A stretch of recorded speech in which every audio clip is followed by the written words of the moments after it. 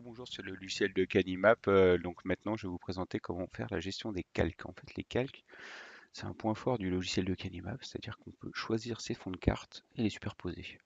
Donc pour ce faire, là vous voyez qu'on arrive sur un fond de carte en type satellite avec des noms de rues. En fait, c'est ce qu'on appelle une carte hybride. Et les différentes cartes sont disponibles dans le menu suivant, outils de carte, choisir le fond de carte. Donc là, vous arrivez à une petite fenêtre de dialogue qui s'ouvre en fait avec l'opacité des cartes. Vous avez différentes cartes disponibles, donc les hygiènes topographiques qui sont les cartes 25 millième, etc. de l'hygiène, qui sont très connues. Donc là, on démarre avec une carte de type 25 millième. Si on zoome, on arrive sur du 10 millième. Et si on dézoome, on arrive sur du 100 millième, puis de la carte routière, classique.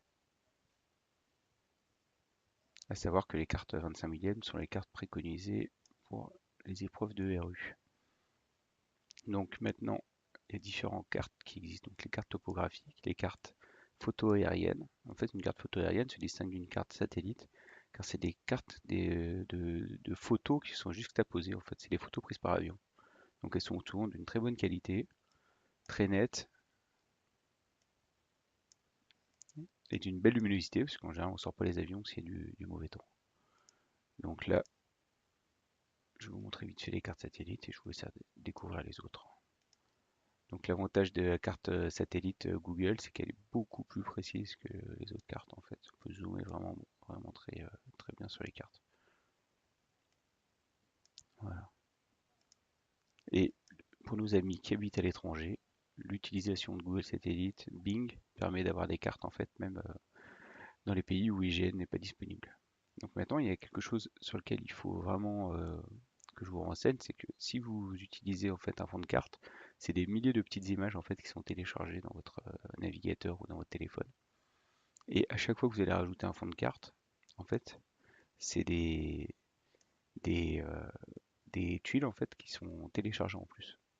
Donc si vous mettez les cartes topo aériennes par exemple en les superposant et en faisant jouer la luminosité, vous pourrez voir à la fois les écritures en fait sur les noms de rues, noms de villes, etc., les chemins de randonnée, et en même temps voir si c'est du champ, de la forêt, etc. derrière. C'est super pratique, mais vous téléchargez deux fois les cartes à chaque fois. Maintenant, évitez donc d'en mettre trop en fait. Si vous en utilisez une, fermez les autres. Quand c'est le petit rond blanc, c'est-à-dire qu'elles ne sont pas téléchargées. Dès que le rond devient jaune, à ce moment-là, elles sont téléchargées. Donc n'hésitez pas à essayer en fait, et puis jouer un peu sur les transparences des différents calques pour voir ce qui vous plaît le plus. Et puis essayez, si à un moment donné vous voyez pas bien avec la Google Satellite, et ben essayez la photo aérienne et puis vice versa, ou la Bing Satellite. En espérant que cette vidéo vous a plu, je vous dis à bientôt.